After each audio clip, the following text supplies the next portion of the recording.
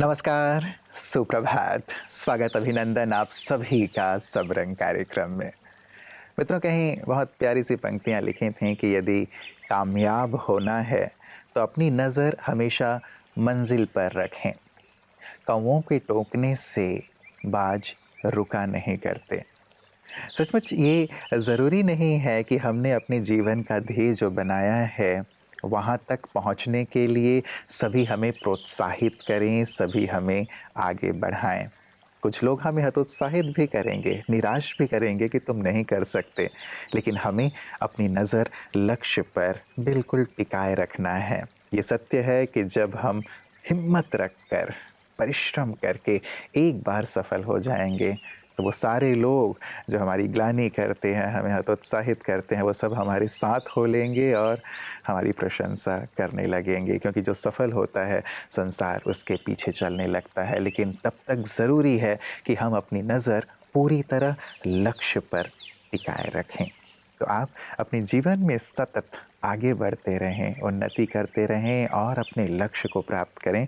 इन्हीं शुभकामनाओं के साथ आइए चलते हैं आज के सुवाक्य की ओर।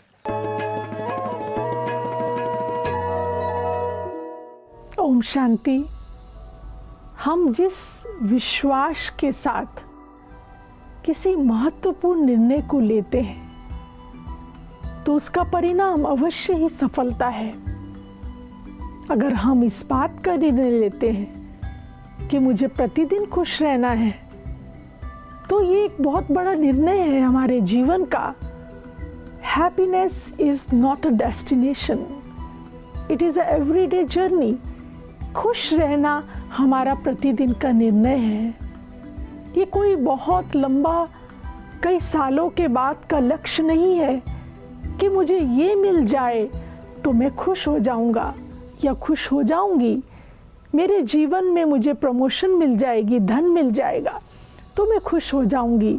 ये एक डेस्टिनेशन है, एक बहुत देर के बाद जीवन में प्राप्त होने वाली बात कि अगर वो नहीं है तो हम प्रसन्न नहीं। इसीलिए हमारी दादी प्रकाश मणि हमेशा ही हमें ये संदेश देती रही, शिक्षा देती रही कि हमें जीवन के अंदर हर पल खुश रहने का प्रयास करना है, खुशी को बनाए रखना है।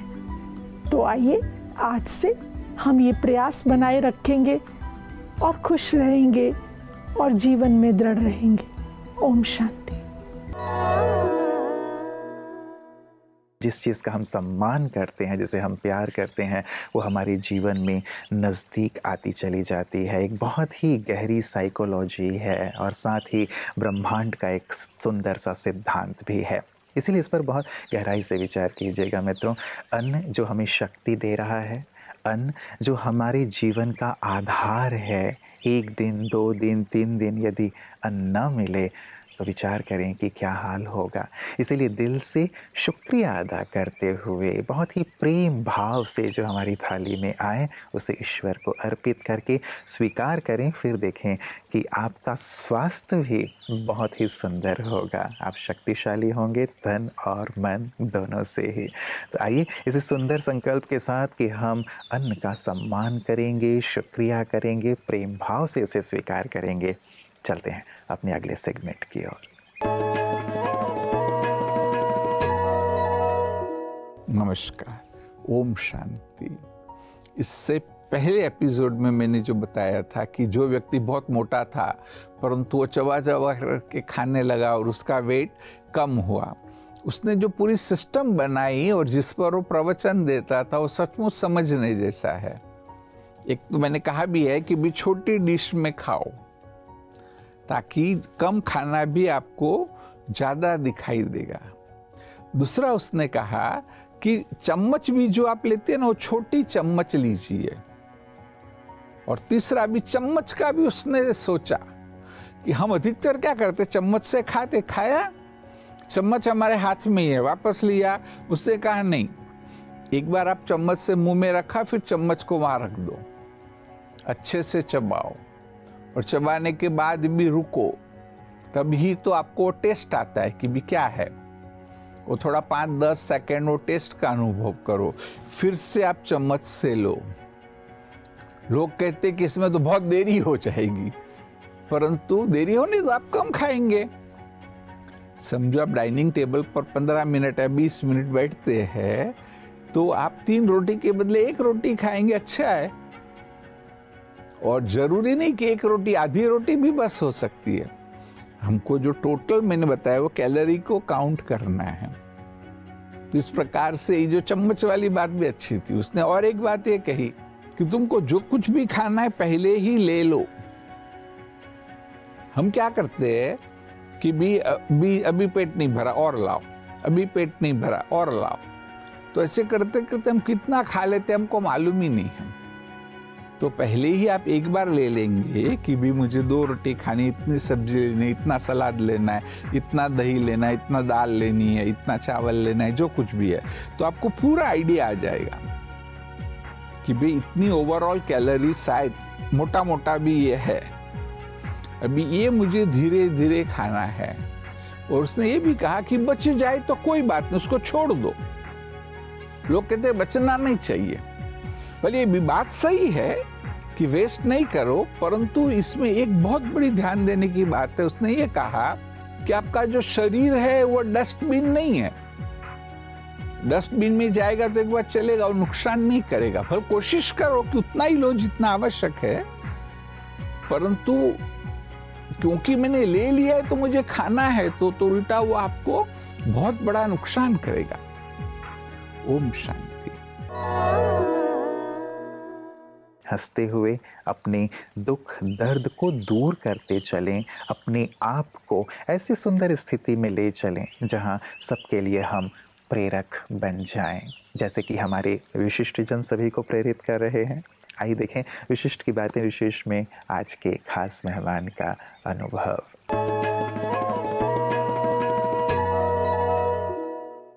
गांधी जी के एक बहुत अच्छे क्लोज फ्रेंड थे जी, जो ये भजन लेके आए थे, रघुपति राघव राजा राम। जी जी, वो घर घर में, हाँ, भारतवर्ष में लोकप्रिय। भारत में नहीं, हर जगह, जी, जहाँ जहाँ मैं गया हूँ। और बल्कि एक जगह तो मैं साउथ अफ्रीका गया, ये राग जिला में है। जी जी, इसका राग का भी नाम है। बिल्कुल। तो मैंने फिर वो बजाया, तो गांधी जी के जो फैमिली के लोग थे उन्होंने मुझे आके ग्रीन रूम में पूछा, ये आपने भजन जो बजाया है तो ये हम सोचते थे कि ये गांधी जी का है। मैंने बताया कि गांधी जी जो थे तो महात्मा थे, म्यूजिशियन नहीं थे। उन्हें पसंद बहुत था ये भजन, तो इसलिए ये मेरे ग्रैंडफादर ने इसको कंपोज किया। जी जी, ज़रूर। मैं जानना चाहूँगा जीवन के बारे में, अध्यात्म के बारे में, और साथ ही साथ आपकी सफलता के बारे में। हर एक व्यक्ति अपने जीवन में सफलता चाहता है, आगे बढ़ना चाहता है, किसी भी क्षेत्र में है, चाहे वो संगीत का क्षेत्र हो, साहित्य का हो, लेकिन चुनौतियाँ आती हैं। आपके सामने जो चुनौतियाँ आईं उसका आपने कैसे सामना किया? सबसे बड़ी चुनौती तो ये थी, जब मैं 12 साल का था मेरे फादर की डेथ हो गई।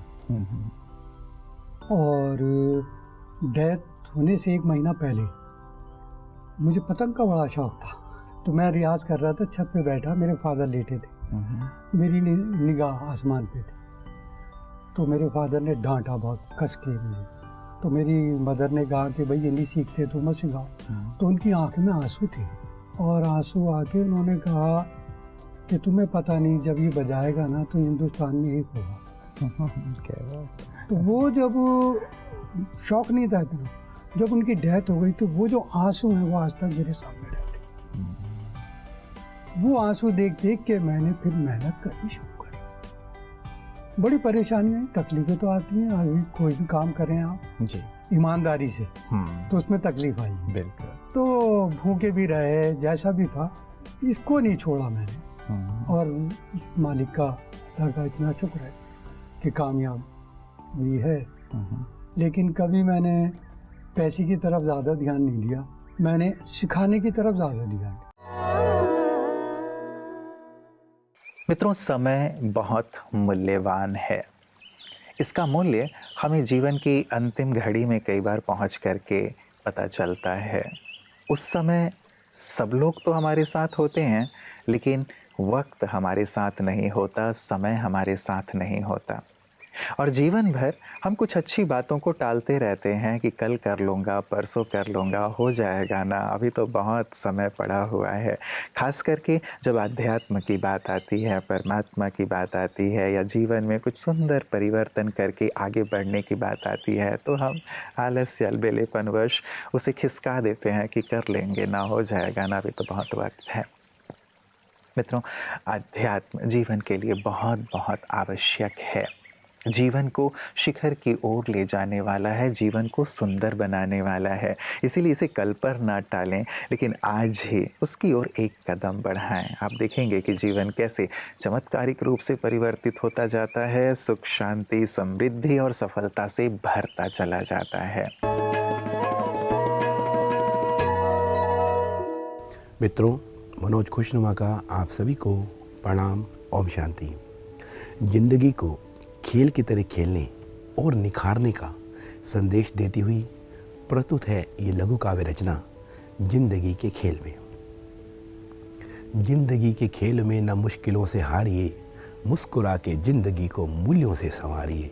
जिंदगी के खेल में न मुश्किलों से हारिए, मुस्कुरा के जिंदगी को मूल्यों से संवारिए। हार जीत जय पराजय का जगत में खेल है, दिलों को जीते प्रेम से तो मन से मन का मेल है। हार जीत जय पराजय का जगत में खेल है, दिलों को जीते प्रेम से तो मन से मन का मेल है। सद्भावना से खेलते हर खेल को निखारिए, सद्भावना से खेलते हर खेल को निखारिए। मुस्कुरा के जिंदगी को मूल्यों से संवारिए, मुस्कुरा के जिंदगी को मूल्यों से संवारिए। जाति भाषा रंग भेद में ये विश्व बट रहा, खेल भावना किरण से ये तमस है छट रहा। जाति भाषा रंग भेद में ये विश्व बट रहा, खेल भावना किरण से ये तमस है छट रहा। ये सूत्र एकता का है इसे नहीं बिसारिए, ये सूत्र एकता का है इसे नहीं बिसारिए। मुस्कुरा के जिंदगी को मूल्यों से संवारिए, मुस्कुरा के जिंदगी को मूल्यों से संवारिए। इस धरा पे आए जो भाग्य द्वार हैं खुले, इस धरा पे आए जो तो भाग्य द्वार हैं खुले। जगत के खेल के नियंता हैं प्रभु यहाँ मिले। इस धरा पे आए जो तो भाग्य द्वार हैं खुले, जगत के खेल के नियंता प्रभु हैं यहाँ मिले। इस धरा पे आए जो तो भाग्य द्वार हैं खुले, जगत के खेल के नियंता हैं प्रभु यहाँ मिले। विजय है उसके साथ से बस प्यार से पुकारिए, विजय है उसके साथ से बस प्यार से पुकारिए। मुस्कुरा के जिंदगी को मूल्यों से संवारिए, मुस्कुरा के जिंदगी को मूल्यों से संवारिए। जिंदगी के खेल में न मुश्किलों से हारिए, मुस्कुरा के जिंदगी को मूल्यों से संवारिए, मूल्यों से संवारिए, मूल्यों से संवारिए। धन्यवाद, प्रणाम, ओम शांति। मित्रों, चलते चलते एक अनुभवी व्यक्ति की बहुत ही पते की बात। उन्होंने कहा कि यदि जीवन में अहंकार आ जाए कि मेरे बिना कोई कार्य नहीं होगा, तो अपने घर की दीवारों पर टंगे हुए अपने पूर्वजों के चित्र देख लें। वो भी आज इस संसार में नहीं हैं जो कभी बड़े बड़े कार्य किया करते थे। न केवल हमारे पूर्वज, लेकिन अन्य लोगों की ओर भी देख लें आप। क्या कोई यहाँ रहा है? और क्या उनके जाने के बाद संसार रुक गया है या कार्य रुक गया है? कतई नहीं मित्रों। किसी के रहने या न रहने से कार्य रुक नहीं जाते, चलते रहते हैं। ये तो व्यक्ति का अपना अहम है कि वो सोचता है मैं नहीं करूँगा तो ये कार्य नहीं होगा। यदि इस अहम भाव को छोड़कर हम विनम्रता पूर्वक रहते हैं परिवार में, संगठन में, सबके बीच, तो हम लोगों के दिलों पर राज्य करते हैं। और जहाँ अहम आ जाता है वहीं संबंध बिखरने लगते हैं, दूरियां बढ़ने लगती हैं। इसीलिए अहंकार को अपने से दूर करके विनम्रता पूर्वक अपनी जिम्मेवारियों को निभाएं। इसी में जीवन की सुंदरता है। गहराई से इस पर विचार कीजिएगा। कल पुनः इसी वक्त आप सबसे मुलाकात होगी। नमस्कार, ओम शांति।